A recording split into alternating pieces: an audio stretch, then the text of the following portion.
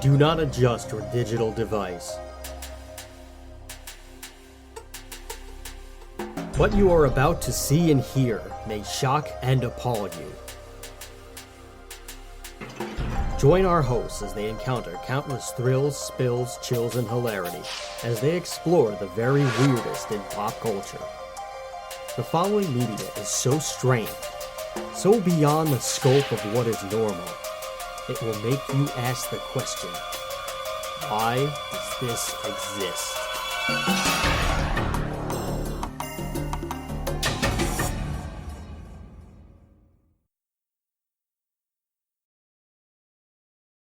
All right, come get these nuts.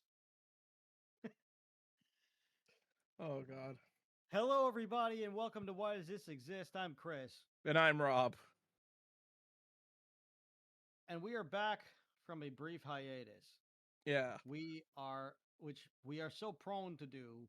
We will Yeah. have to try to just set up long days that accompany our long walks on the beach together as we hold hands and look at the sunrise, and we'll have to just record massive multiple episodes at once so that we can try to get a pipeline for you. But that day is not today. So you will have to wait however long you wait. And I will not falter, I will not waver, and I will not compromise. You can't make me. Um, this is Why Does This Exist? We are a podcast that talks about the very weirdest in pop culture, whether that is music like we are about to do or anything else that you see on the channel or in the Spotify's or Apple's or wherever it is that you listen to your podcast, where there's a bunch of topics on strange things that run the gamut, and we'll try to get to whatever we can. And that's that. You can give us money and all that other stuff. It's all in the descriptions and sections and whatnot. If you want to do that, you'll seek it out and you'll do it. If not, that's okay. Just check it out, listen, subscribe, and do that stuff too if you're listening on YouTube. Anyway, uh, that's that's the news. Here's the weather. You are now about to witness the true strength of street knowledge from a ragtag group of rogues. So let's get on with the goddamn show. Take it away, Rob. What are we talking about today? We are talking about. We've talked about a lot of weird bands on this show previously. The band we're about to talk about might be the weirdest. Uh, They du- are definitely up there. they are very strange. I am of course talking about the legendary Primus. Um, I don't even know where to begin with Primus because they are so bizarre. And Yes. Even in genre, I know they get lumped into the metal category, but they're kind of not really anything. They're kind no, of they're not. I would kind of I think if the closest thing you could say is experimental, Yes. but I wouldn't say I don't know what they are. And They got it's lumped in just with a lot of different genres over the years. They've been called metal, but they're really not metal. And I'm sure even Les Claypool would say they are not a metal band. Uh they've also been called like prog rock, they've been called alternative. They've even been lumped in with like grunge and alt rock in their 90s like days. Uh yeah, they don't really fit into any bucket, but they fit into many. yes. Like you can find them with you can pretty much put them on just about any bill with any collection of artists, and they'll fit right in. It's Yes. one of those, like, you could see a bill that has, I don't know, two death metal bands, a black metal band, and Primus, and you would just say, yeah, that makes sense. Or Yeah. you could see them on like a rap bill. You could Yeah. just see them on a bunch of rap You artists could see them on like and a then country Primus. rock bill. You could see them on a like regular rock bill. You could see them on like a freaking like experimental music bill. They would fit literally anywhere. Yeah, or if you put them on a reggaeton fest, you'd be like, yeah, all right, cool. I'm seeing Yeah. Primus at a reggaeton fest next week. Sounds awesome. So, Yeah. and I don't think the other person would say, why is no one nobody would ever bat an eye and say, why is Primus on the bill? They would No, they look would be at like, it, "Oh, that makes sense."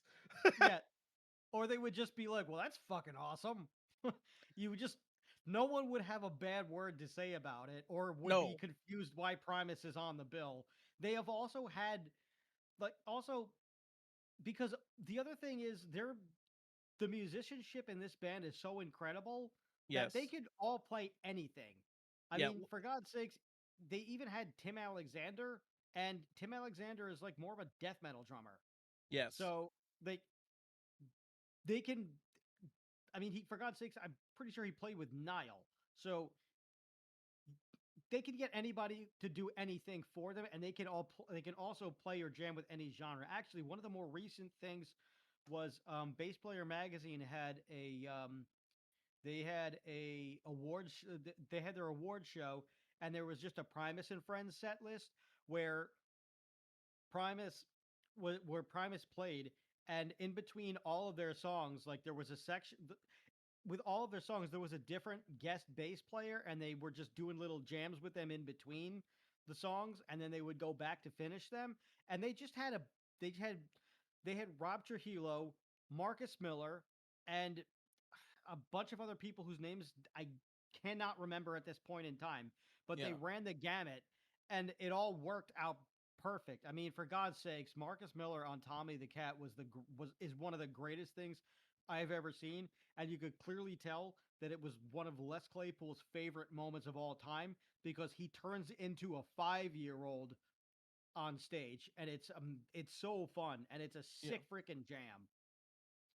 But these guys had done it all, and they did it all their way, and they are so unique in everything they do, even from their music videos of being weird stop motion claymation type stuff that doesn't really make sense, but Or also known as Big Brown Beaver, where they're all dressed up as like fucking freakishly looking cowboys. oh yeah, or like walking around as a goblin for the entire tour with the goblin helmet that looks like the Tim the Enchanter helmet in Monty Python and the Holy Grail. He just did that for the tour, and they came out with a book of the seven rainbow goblins that you could buy on the tour, and I think it was also part of a Kickstarter that they could make it. I don't own that, but I saw that on that tour with Mastodon, and that was a great show, a great tour, and I wanted that book, but I did not have $80. But I wish I did because I wanted that book. And maybe someday I'll find it on eBay or something and I'll buy it. Or maybe, I don't know. Stranger things have happened. So maybe I'll become best friends with Les Claypool and he can show me the Pachyderm wine ranch Maybe he'll pay the vineyard. $10,000 to force us to review Lulu. Maybe he'll do that. Just, I don't know. Maybe I'll hang out with him and he'll just give me a copy of the book or I could just buy it from him.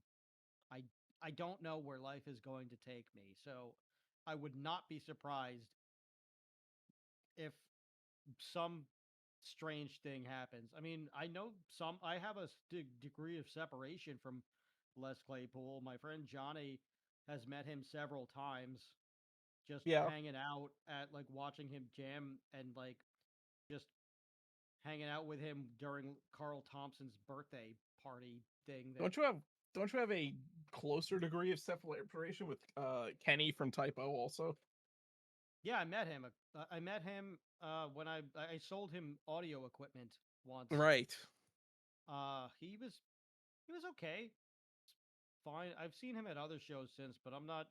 He's hanging out with like other people. I'm not gonna bother him and be like, "Hey, Yeah. remember that one idiot that sold you audio gear 10 years ago?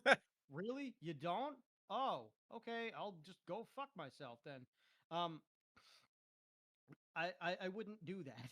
But I also have and I have also met Josh Silver because he was an EMT with my friend from high school Yeah. and she just we were talking one day and she said, "Oh, do you know Joshua?" And I just said, I don't know. I know two people named Josh, but I don't think I know Joshua. Why?" "Oh, he's an EMT. He was in a big band that I'm pretty sure you liked. Typo something." I was like, "What?" I was like, "That guy is." I was like, "I know he's an EMT, but he's the typo negative, but he he's an EMT at your shop. Cool. And then she just said, "Oh yeah, come hang out." So we did, and he's just waiting to be on call, and just you know talked to him for like 20 minutes, and then I guess it was kind of getting late, and I went home. Uh, but my guitar teacher was Stan Pillis, who was originally in Carnivore. Yeah. So I have crazy degrees of separation from typo negative. I've met everyone but Peter basically, but I've seen Peter, and I've We sat across the train from and I sat across from him on the train one time, and I also saw him buying groceries in my old neighborhood, well, and and he also haunted our our band. he did, and I also saw Johnny Kelly in an was it FYE or was it Sam? It was Sam Goody, um, at the Kings Plaza Mall when I bought the first Black Sabbath CD, and I think he just saw it and was like, "Hey, good fucking record," and then he like left.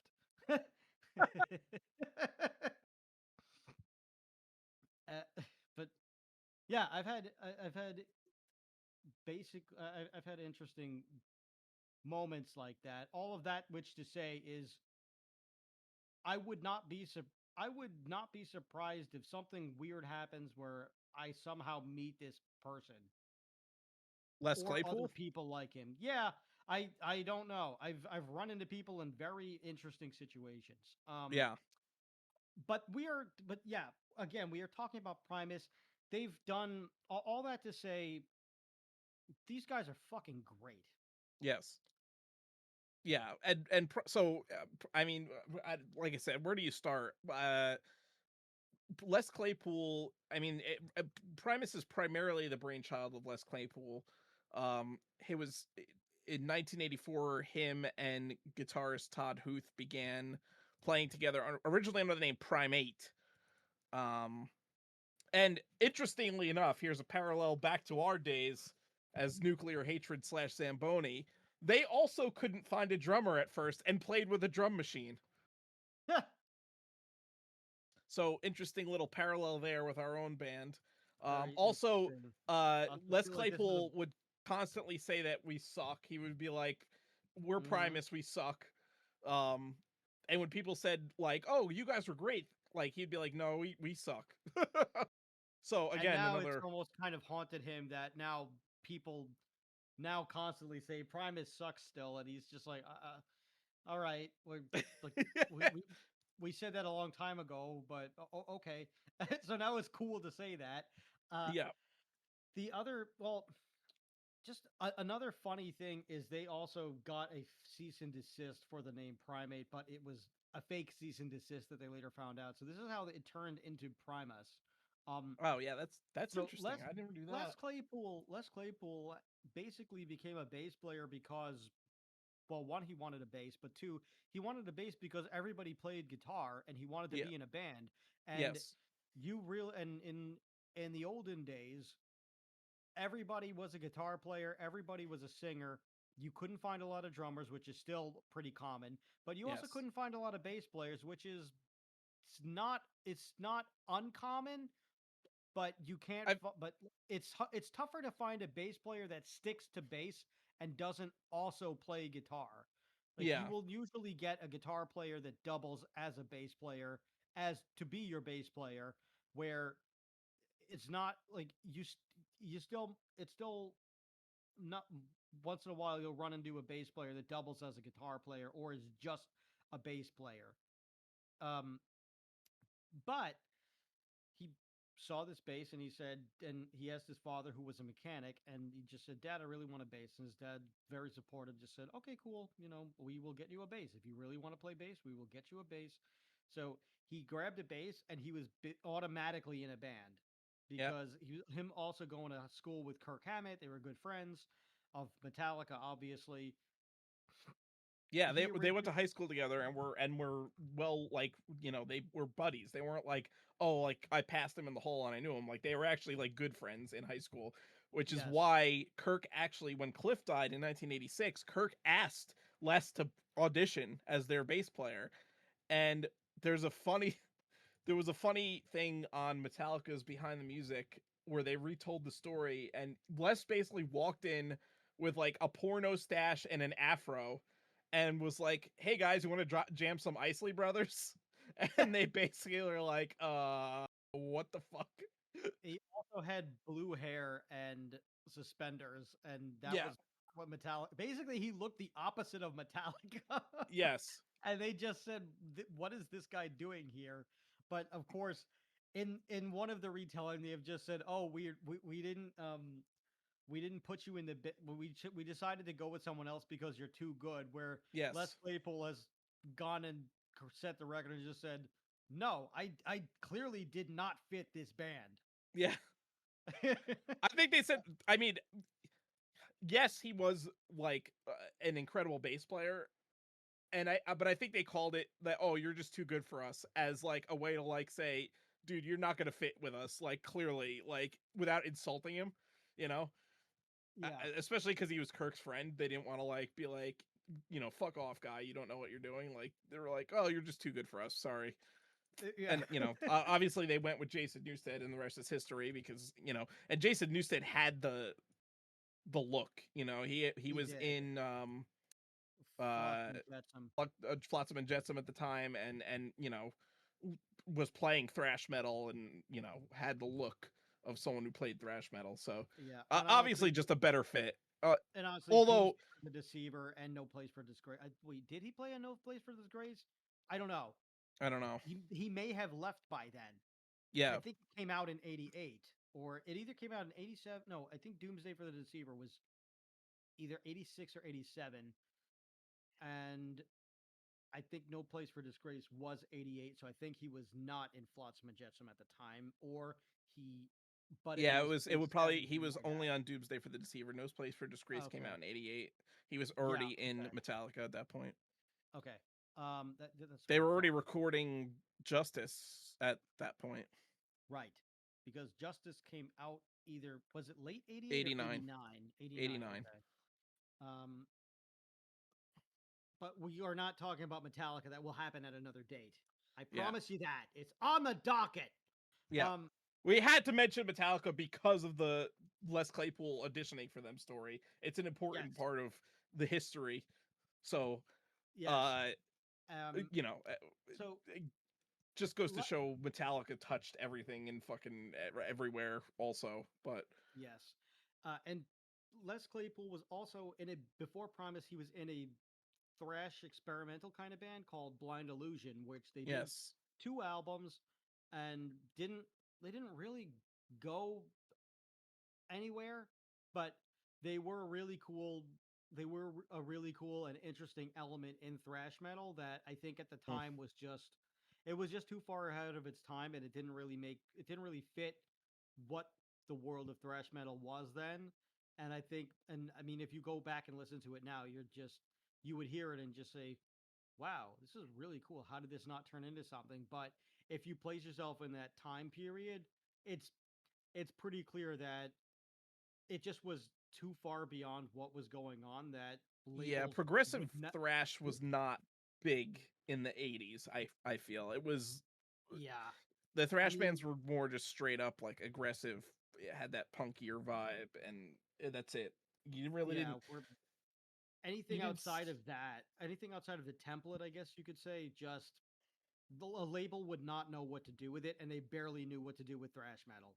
Yeah, you started to see a little bit of that in the early '90s uh before the grunge movement really kind of killed off thrash.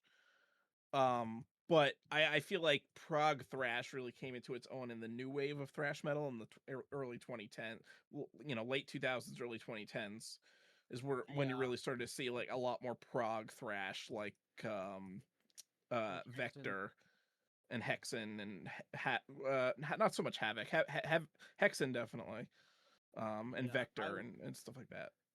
yeah. Uh, but So Les Claypool, Claypool coming up, if he was coming up in the early or late 2000s, early 2010s with Metallica actually might have gotten the gig because because he was Yeah. so progressive. Yeah, that's true. Also, it would have just been odd to see what would have happened with Primus, and I also think that Yeah. James would not have wanted Primus to continue because No. James Yeah. kind of he has some kind of abandonment issues where he has said that he feels like he doesn't like it when people have side projects because he Yes. feels like they're basically cheating on their band, which Yeah.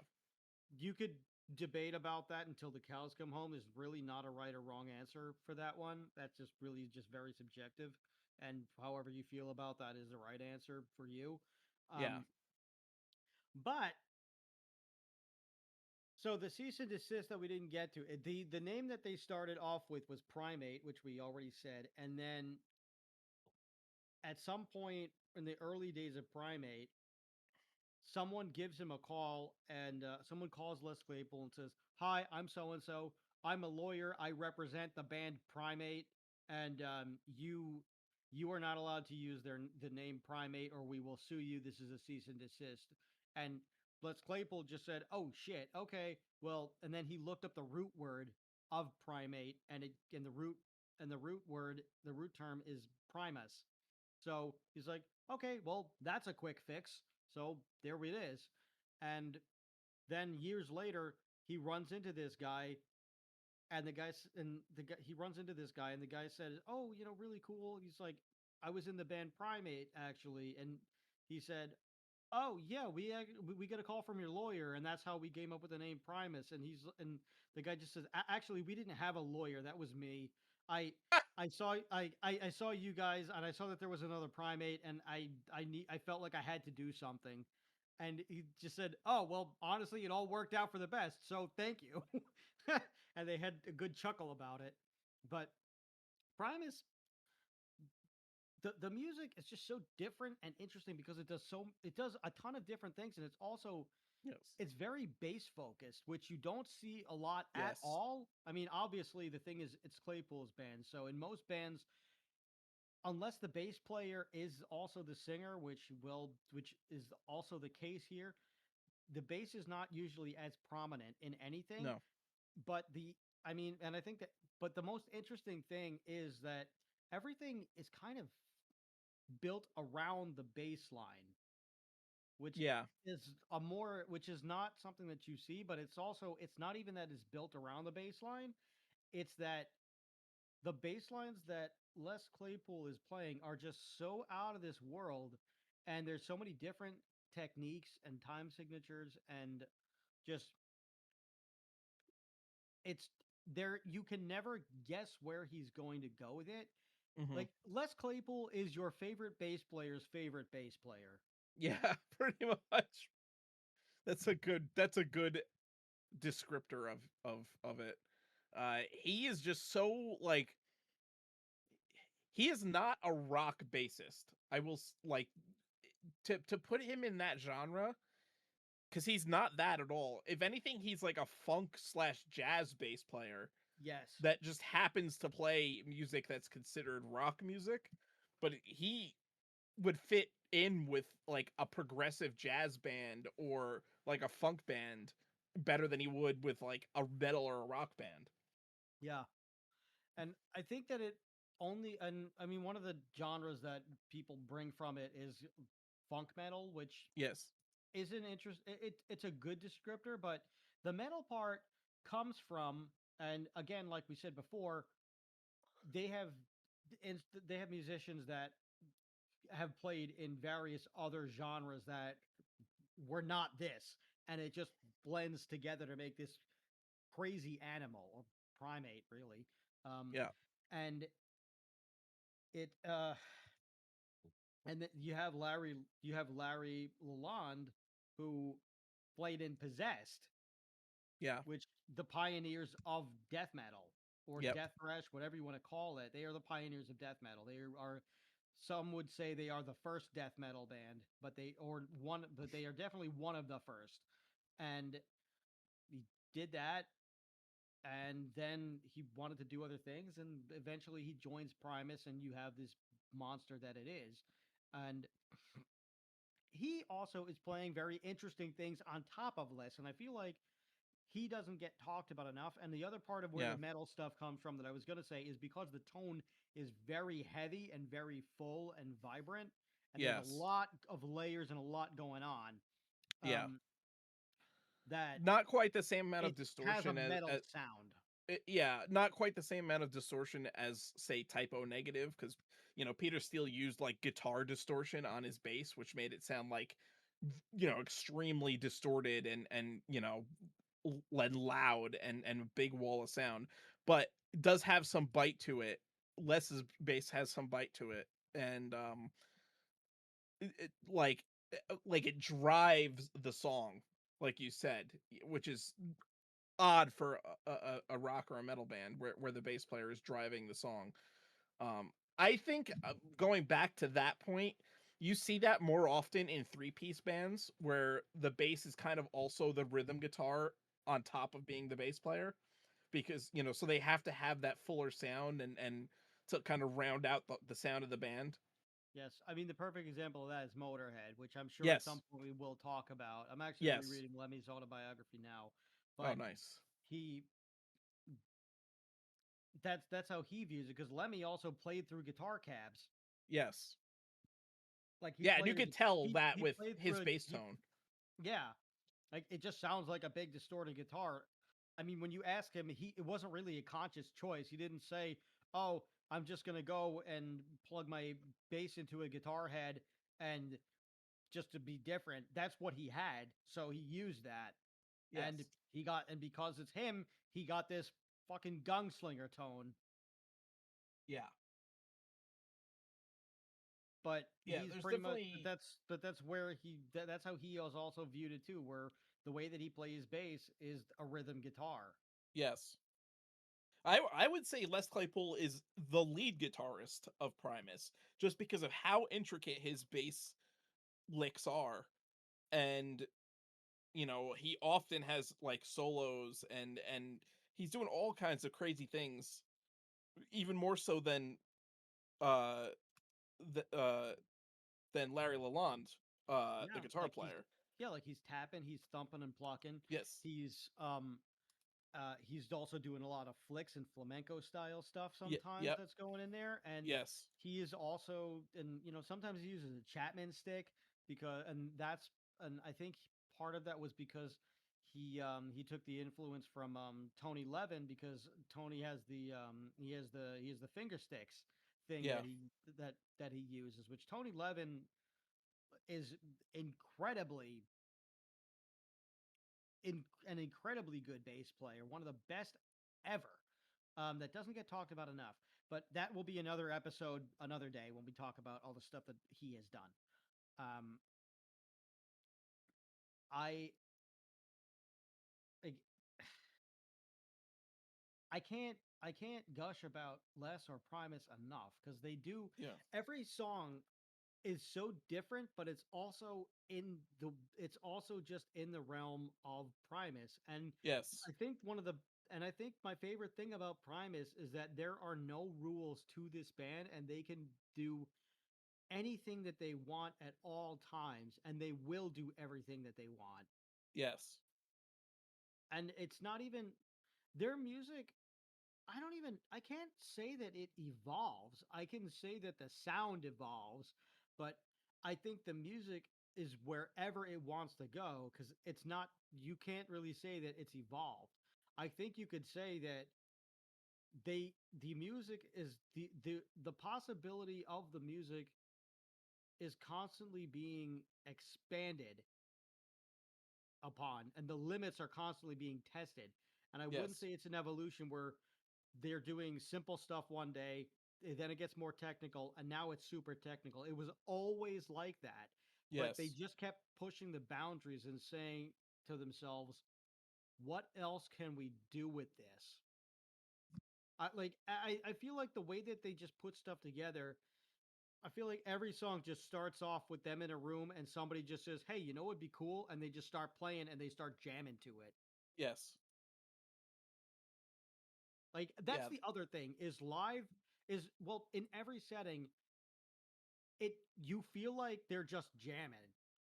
it doesn't feel like they got on stage, they're playing songs, they practiced all these songs. It just feels like they are jamming all of these songs for the first time, and this is what happened on stage.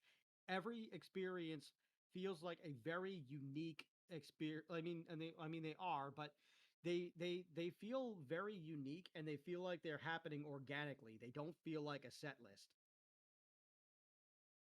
And I don't think I've ever experienced that with another band. Yeah, it's definitely.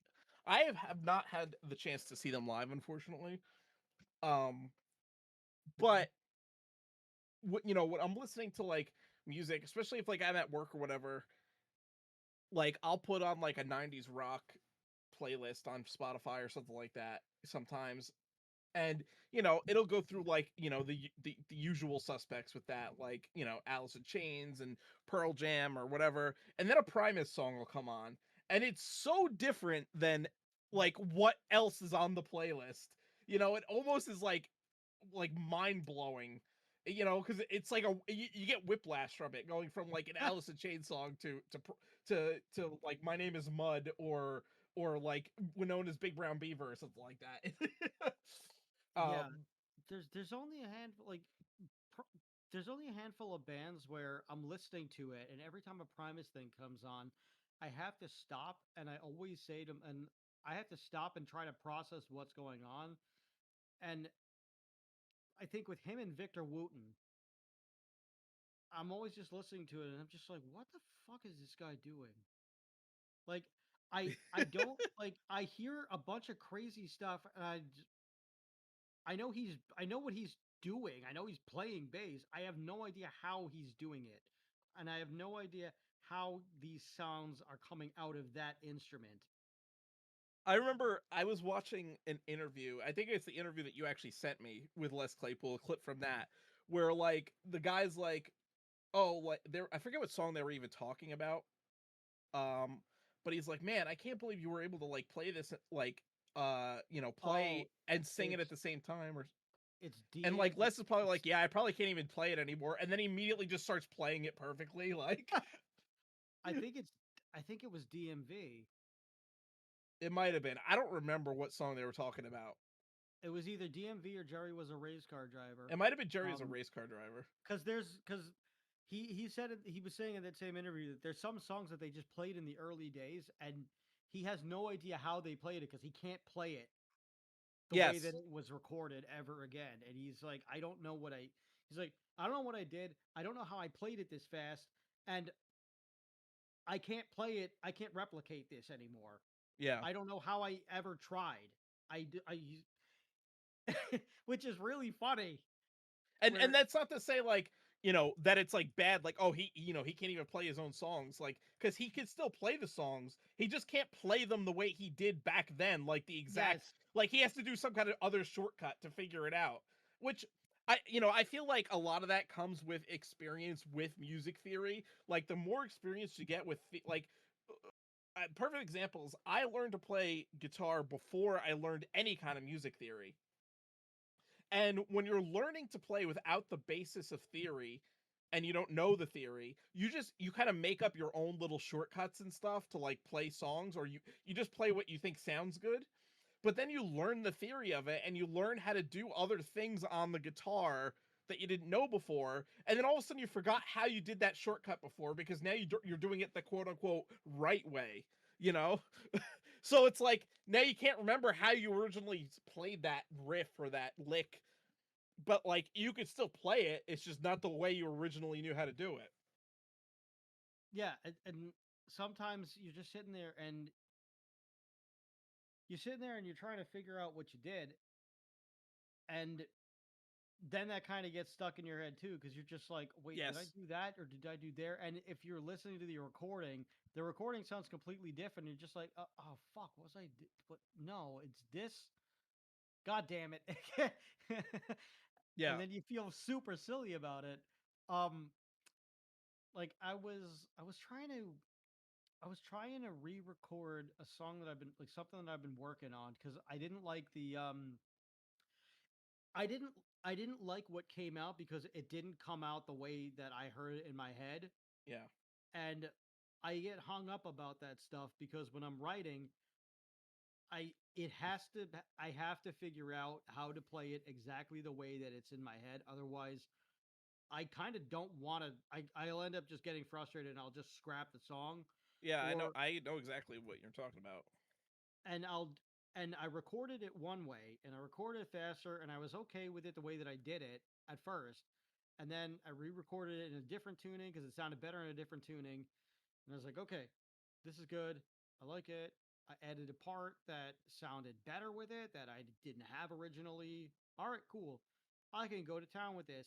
And then I'm noodling around like, a few weeks ago, and this is months after I've recorded that and kind of all but forgotten about it. I don't even know. I think I just hadn't played bass on it yet or something like that. And then I'm writing a different song and I'm hammering that out, and I accidentally play the perfect progression that I had in my head at the speed that it needed to be played at. And I said, fuck. And I stopped what I was doing and I replayed the whole old song the way that I had started playing it by accident. And that was exactly what I wanted. And I said, God damn it. Now I have to go re record this song the fourth time. I haven't done that part yet because I have to just set time aside for a full on record everything day and just record that. Mm-hmm. I A part of me wants to just keep the other version and and just write the new one, record the new one, and then release both somehow, but not on the same release. So like A would go on one thing and B would go on another one. I don't know. But now the other problem is I hate the old version that I was happy with. Yeah. So I sometimes music is a no-win scenario. Yeah. um, but Primus basically starts off with "Suck on This," which is A basically live album, a live interestingly enough. album. Yeah. Which I mean, we also debuted with a live album too. That's We had yes. a live album before the regular album, Yes, which we because only we have had one to this day. demos only before that. Yeah. So honestly, I'm surprised that we had so many things in common with Primus of all bands. Yeah, that's Um, very interesting. but they Also, we were did. a three-piece while we had an actual drummer. Well, yeah, that's true. Interesting. So they did suck on this. Then they did Frizzle Fry, and things were going really well. Interscope Records also just let them do their thing, and we're happy with them because they took off. They did. Yes. Then they did. Then well, they did Seas of Cheese. I'm sorry, they did Seas of Cheese, which then they signed to Interscope. Which they signed to Interscope Records after Frizzle Fry on Caroline Records. The first two albums were on Caroline Records. Then they go to Interscope after that success, and they do Sailing the Seas of Cheese, and that goes and that does really well. Then they do Pork Soda, Tales from the Punch Bowl. These do well. They do great. They eventually go platinum and gold, and everybody's happy. Um, and then they do the Brown album, which is one of their best albums ever. But at the Mhm. time, it just didn't do what Interscope was hoping for. And Interscope was like, oh, this didn't make as much money as we thought it would make. Time to try to get the studio executives who know what they're doing to go in and try to make the band change or do something that the people who have no creative bone in their body, think is a good idea according to market research. Yay. Um, Yeah. that didn't work. They did anti-pop and they did better and good albums anyway. And they kind of just ignored them. Basically, a studio guy came in and said, well, we think the direction of the band should be blah, blah, blah, blah, blah. And Les Claypool just basically said, uh huh. Yeah. Oh, yeah. That's a good idea. Uh huh. Yeah, we'll keep that in mind, which is really all you have to say to these dicks. Because as we've said before on this show, executives don't know jack shit and they're fucking stupid, and you should ignore them. And they also need to just be held accountable for their bad decisions far Yes. quicker and far more often. And they also should never get golden parachutes because fuck them. That's why. Yeah. They have enough money, and they should not be rewarded for their bad decisions. Anyway, they do they do more stuff. They do the theme song for South Park, which Yes. is one of the other big things that they are known for. And they played the South Park anniversary concert, and Yes. really fucking cool stuff. Yeah. That was actually So really cool seeing them play it live. yeah, it's one of the coolest concerts ever. Is the South Park anniversary concert? Yeah. They also did the theme song for Robot Chicken. Mm-hmm. So yeah, they're like, I wouldn't be it, surprised if Les Claypool had like a side career as just writing jingles. yeah, I, I mean, he could easily he do that. he definitely could. Uh But the South Park story just is kind of interesting because they just came along and they just said, "Hey, we like Trey Parker, Matt Stone basically approached Les Claypool and they say, "Hey, we like Primus a lot. We think you guys are super cool. Would you want to do the theme song for a show that we're working on?" And they didn't give him any. He said, "Okay, well, what do you want?" And they just said, "Oh, we don't know. Just we trust you. Just do something." And send it back to us. Here's where you send it back to, and whatever. So he writes this out. He writes the thing, and it was originally a lot slower. So the slow version that you hear on the end credits of South Park, that's the version that he sent originally, and right. they were on tour. So they got in the studio, they jammed it out, they banged it out, they sent it to them, and then they went on tour. And then, and Trey Parker Mass don't hear it. I guess Comedy Central, whoever, just hears it, and they said, "Oh, we really liked what you gave us, but we kind of we the show was a little bit chaotic. Do you think you could play what you played faster?" And Les Claypool said, "Well, I mean, I could do it when we come back from tour, but I can't get to a studio right now. I'm on the road." And they said, "Oh, we actually kind of need it really quickly." And he just said, "Oh, well, can you just speed it up and just do that?" And they said, "Oh yeah, we probably could just play it. We probably could just play it faster and just tell them to and just do that, and they'll probably be happy with that." So they did, and it worked, and that's how we got now two versions of the same song are used on the show. Yeah. And other interesting stuff, Les Claypool, because his dad was a mechanic, he also kind of picked up a lot of mechanic skills, and he also likes to collect like vintage stuff. The house that he lives in was untouched from the 1970s.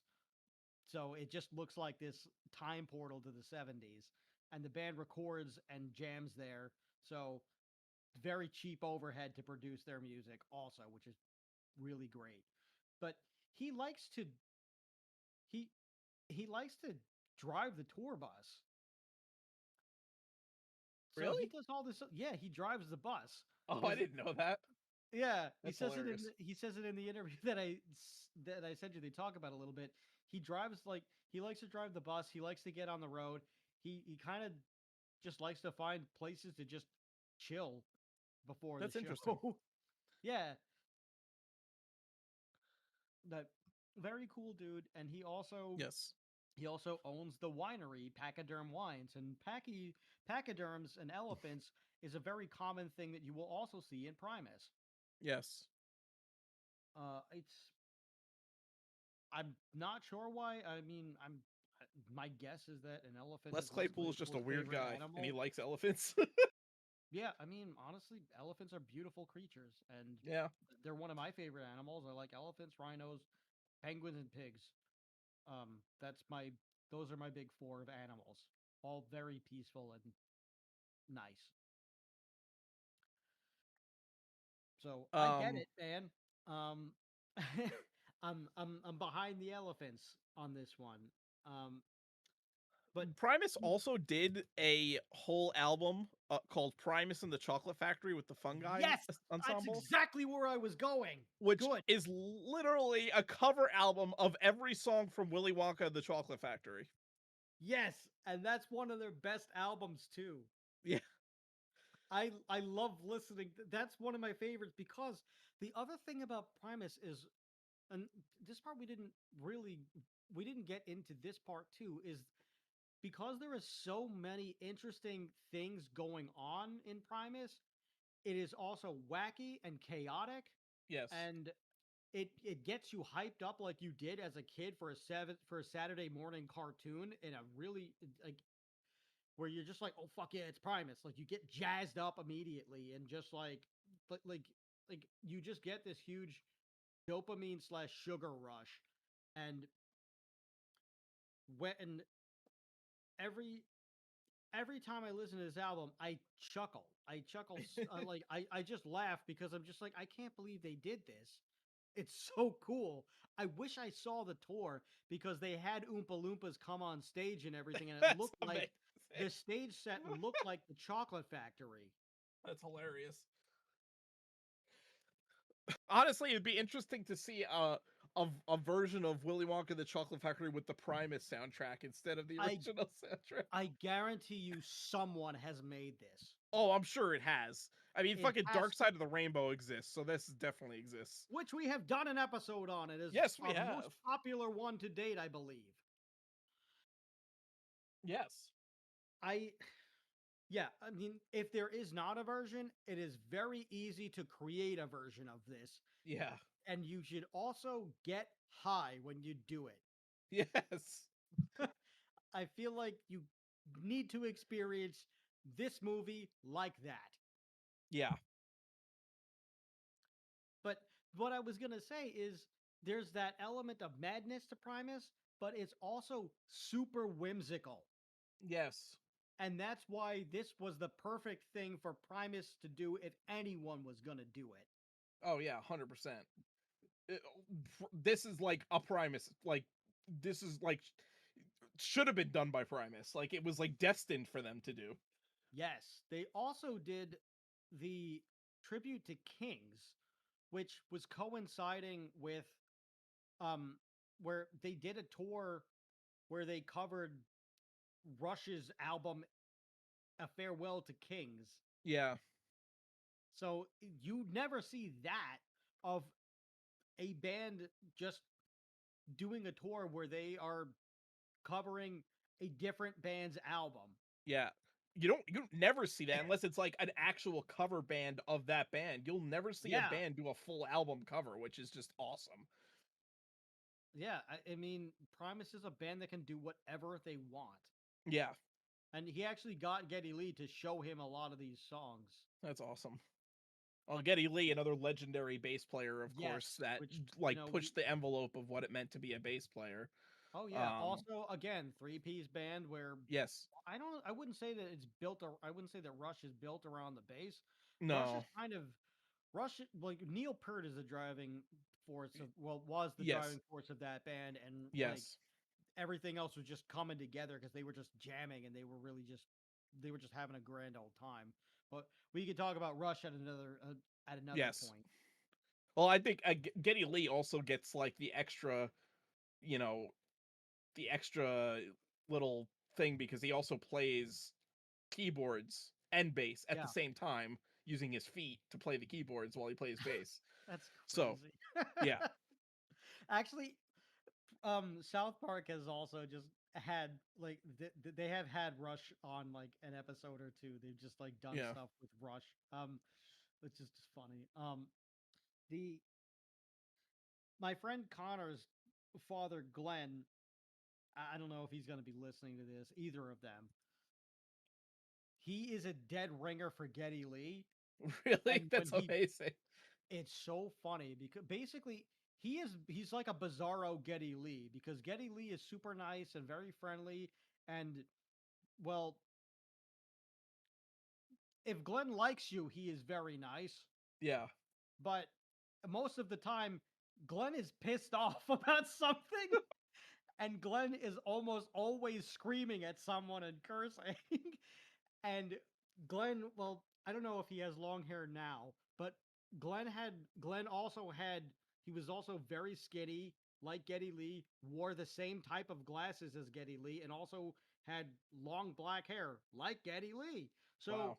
in the 90s and 2000s, this former sanitation worker, I'm sorry, not sanitation, this former MTA worker was he was coaching little league, and he would get every game he would get into it with somebody in the stands, and he would always get into like a cursing match, like shouting match with some like idiot dad Oh my who like god. was trying to be an armchair referee from the fucking bleachers. Meanwhile, these are all 7, 8 to 10 year old kids. We're like, we just want to basically play baseball. We basically want to just get a hot dog. Like, we're there to get, we want to try to hit a home run. We want to try to get somebody out. And we want to just, we want to act, we're going to just curse at people because our dads are kind of like, okay, well, you could curse at the baseball game because you're hanging with the boys, but don't curse in front of your mother when you get home. And so we basically just wanted to go play. We basically wanted to be degenerates and get our hot dog afterwards because there's nothing like a baseball stadium or baseball field hot dog. I don't know why, but there's something magical about that meal.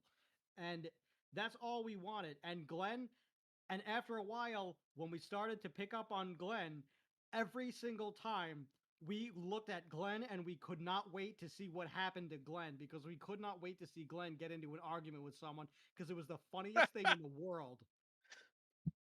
So Glenn, the Bizarro Geddy Lee, was That's hilarious. he is a Gravesend legend in only the way that someone from South Brooklyn can be a legend.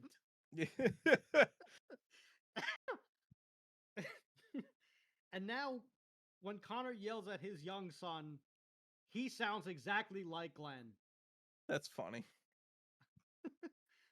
I will give him Connor gets a shout out, and he's also a great lawyer. I will I will let him know that this took place, and I will send him the link, and he can do whatever he wants with this. But back to Primus, they Yeah. like just all of these incredible, crazy things that he does, including the wines, which I have not been able to get my hands on. I don't know if they ship. Although I don't know where they ship to, so I don't know if I would be able to get my hands on it or if it is only local California wine. But I must I'm get my sure hands it's a on you're a Pachyderm I'm sure wine. it's they probably don't sell it in regular liquor stores, but you could probably order it, I'm sure, online. I'm sure I could. It's one of those things where I want to like where I want to get my hands on it. I want to check it out, but I never think to do it. So I that's on me. And if I can't get it, I will ask the liquor store across the street what I got to do to get my hands on this. And maybe that means I have to buy a case. And if that's what I have to do, well, I'll have to consult the missus and she what she Yep. says. Which worst case scenario, we go to California just to have the wine. Just for Les Claypool's wine. Yes, which is also fine. We'll have some brandy wine and shake hands with beef. Which great music video, by the way. So we have that, and Les also has a lot of other eclectic spin-off projects that also it still just sounds like Primus because he is Primus, but Yes. it also sounds like it's also really, really equally interesting things. So you have the God, there's so many of them. There is the Claypool Lennon Delirium, Colonel Claypool's Bucket of Bernie Brains, Les Claypool and the Holy Mackerel, Les Claypool's Frog Brigade, Oysterhead, and Sausage. A does a bunch of different things, and he does all of them well. The only Yes. I have heard Frog Brigade and Oysterhead. I have not. I've and I think the bucket of I don't know if the Bucket of Brains was a thing that he did with Buckethead. I know he had a collaboration with Buckethead that was on Antipop. I don't know the Ballad of Buckethead, obviously. I don't know if they've done other. I don't know how many other things they've done together. I I keep hearing that the Claypool and Delirium is the shit, and I have to check that out. But they've done incredible stuff. Their performances are just you gotta check this out.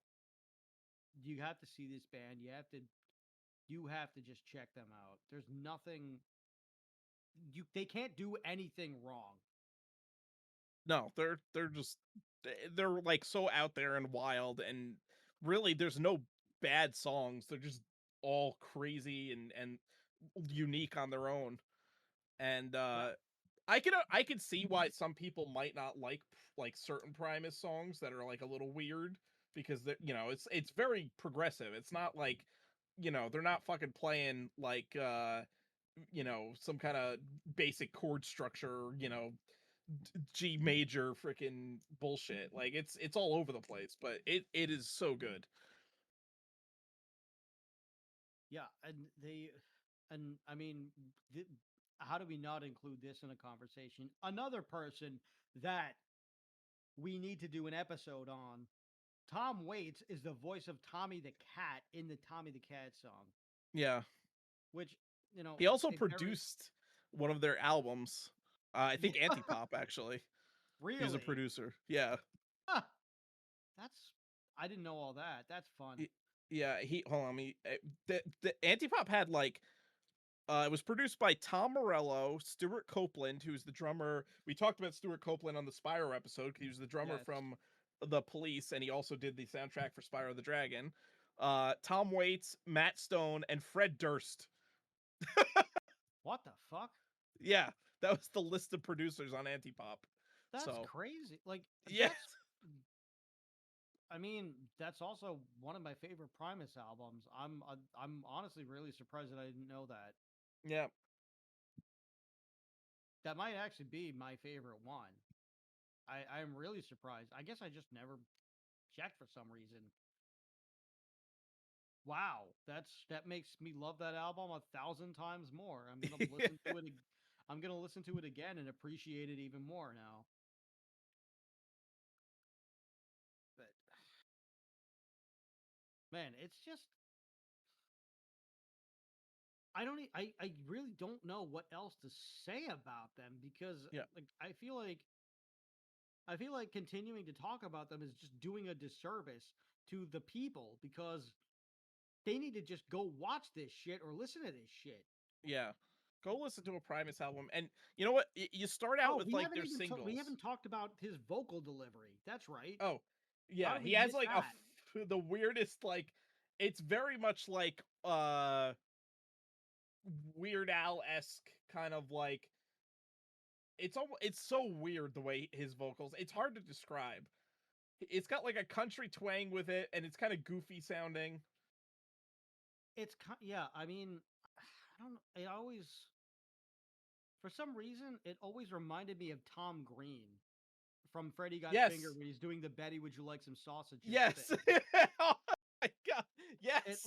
That's another thing that we need to do an episode on because that is one of the most bizarre movies of all time. Yeah, But yeah, he does. He has this very nasally, weird twang where it just kind of just I don't even know what it sounds like. It kind of sounds like it sounds like a it sounds like a submarine dispatcher where they're just reading where they're just reading the directions. Like I don't know, I'll read something on here just randomly, but and he also has an odd cadence to things too, where he also has a delivery where it's kind of a like a 1950s transatlantic broadcaster. I mean So he sounds like, if you listen. I mean, the perfect like quintessential Primus vocal is the South Park theme. Yeah. Like that's Les Claypool. That's him singing. That's his normal Primus vocal voice. Yes. I could do my best to try it now because it actually is really fun. I've recorded voicemails pretending to be Les Claypool for people. It's like during a lull in 1994, the early Primus lineup of Claypool, Huth, and Lane reunited to record Riddles Are Abound Tonight under the band name Sausage, named after the demo they had recorded together in 1988. Among the songs they recorded is an early version of The Toys Go Winding Down, retitled Toys 1998. It's like when you do Les Claypool, you kind of do a George. It's kind of like a sped up George Lucas. Yeah, I was gonna say you had the George Lucas in there. Yeah, so that's how I do the Les Claypool thing. I don't know how accurate that is or if it sounds like spitting image or not, but he kind of has a weird delivery like that. And Les just did it because he when he played in other bands, he he never really liked the way that anybody sang his songs because they never really sang it the way that he had envisioned it. So he kind of just did it by proxy and just said, "These are the songs that I'm writing, and these are how I want them to be sang. So I'm Yeah. just gonna do it." I still Yeah. don't know how the fuck he plays and sings at the same time like that. But it's I also don't know. his vocals are also kind of more spoken word than singing too. Yes. So it's I don't even know it. Like it also could kind of fit into like a poetry slam if you wanted to. Like, it's the more I get into this band, It almost the sounds more like things that I it's like a European or like a northern, like someone from the northeast of the United States trying to like fake a southern accent. That's like what Les yeah, Claypool's vocals sound like almost. yes. But yeah, the more that I get into this band, the more things that I discover and the crazier and the deeper down the Primus rabbit hole you go, the more you love and appreciate this band. Yeah. Like they're just so good. I got nothing else to say. Yeah. Um, if you're good to call it, I'm good to call it. Yeah. No, I mean, I think that's pretty much all that you can say. Um yeah, they're fucking they're amazing. Go listen to Primus. They're crazy, they're wild, they're out there. And Les Claypool is just like a mad scientist of bass playing. Yes, yes, he is. All right, well, we're gonna go shake hands with Beef, but this has been Why Does This Exist? I've been Chris, And I'm in Rob. and thanks for checking it out, man. Remember, question everything. Good night, everybody.